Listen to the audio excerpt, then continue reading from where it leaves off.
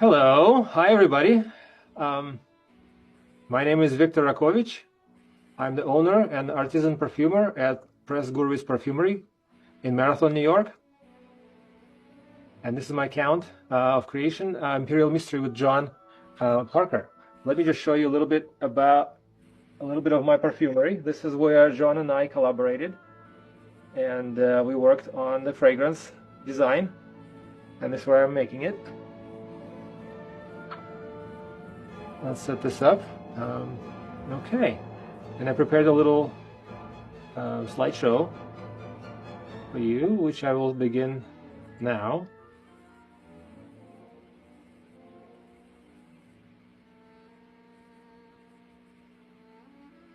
John, can you see my screen?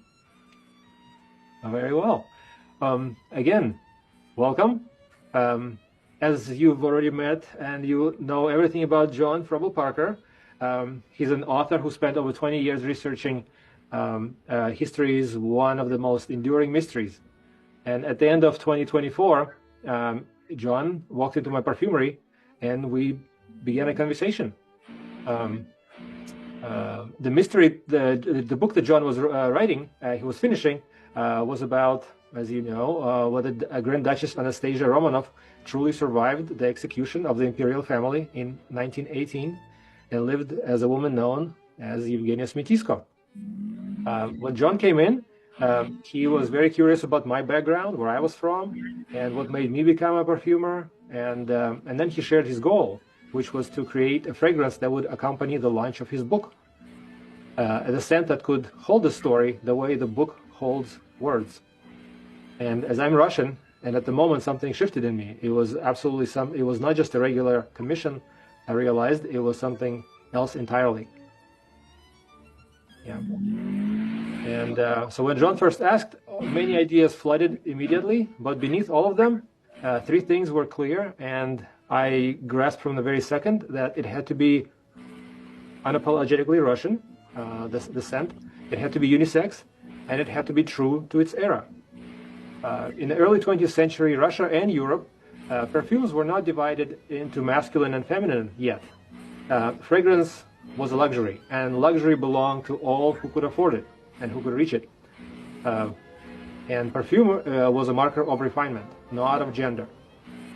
So to impose today's categories would have been incorrect and historically dishonest. So John and I agreed on making a unisex fragrance, creating a unisex fragrance, rather than just having a feminine and masculine colognes and perfumes. Okay, and that's when real excitement began. I started my research. I became obsessed with the fragrance history of the Romanov family. Every member had a signature scent. Nicholas II, he liked colognes, citruses. So bergamot entered the formula. It was like bergamot is a bitter citrus, and it's like it's a clean, clear citrus, like the first strike of a bell across frozen air. If you can imagine, we just passed the winter. So imagine ringing bells in the frozen winter. Empress Alexandra Fedorovna, she adored White Rose by Atkinson's.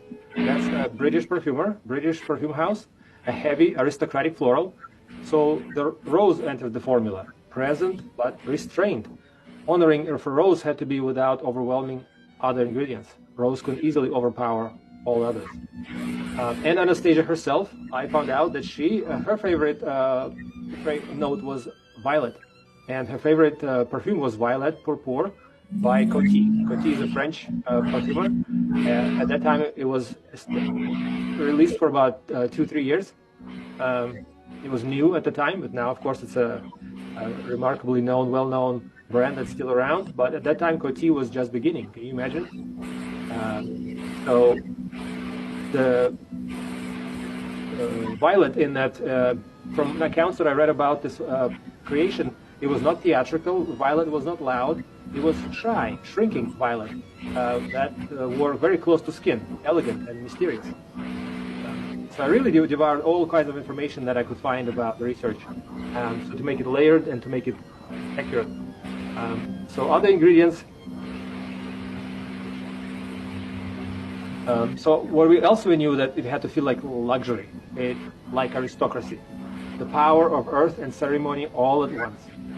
So black currant entered the heart of the fragrance. Truly Russian ingredient, the smell of the motherland, and I could vow for it. Dark, sharp, unmistakably ours. It's like berries crushed beneath the snow. It cut through sweetness like the way the history cuts through myth. And then I turned to leather accords. Here's a little bit more about the composition. Leather accord was patchouli, vetiver, tobacco, labdanum, those kind of ingredients. And because of this turn of the century, leather was everywhere. Horses, saddles, gloves, boots. Imperial court was not only silk and candlelight, it was movement, power, and smell of world in motion. Okay? I also anchored the fougere structure in history. Fougere fragrance family began at the creation of Fougere Royale by Obigang, and that perfume was released in 1881, and that fragrance changed the perfumery forever. It introduced synthetic isolates to the art, so it became very important for me to be accurately historically correct and include that accord into the imperial mystery. It was not just a creative choice; it was historically accurate, and of course, it's one of my favorite fragrance families. So floral, leathery fougere, every note with the name behind it, every ingredient telling part of the family story.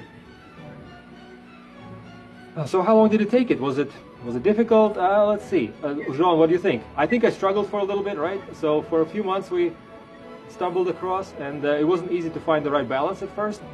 5-6 months, but you kept coming back, and I was producing new iterations, new formulas, and every time we would meet, we would discuss what was right, what was missing, and finally, the moment came, and I think it was 7th or 8th iteration that you took with you. Every sample you take with you, you apply it, you try it, you smell it on yourself, you wear it, you show it to others, you get feedback, and after the last one, the feedback was remarkable.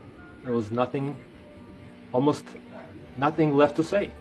No note out of place, let's say, right? No questions unanswered, just silence, and that's how we knew.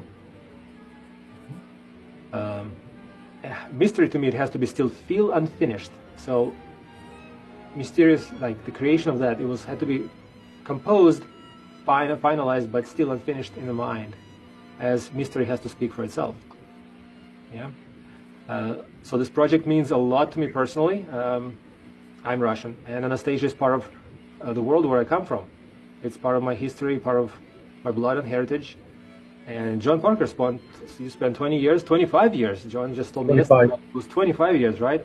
It's a lifetime for some people, researching the destiny and the life of Evgenia Smetysko and Anastasia.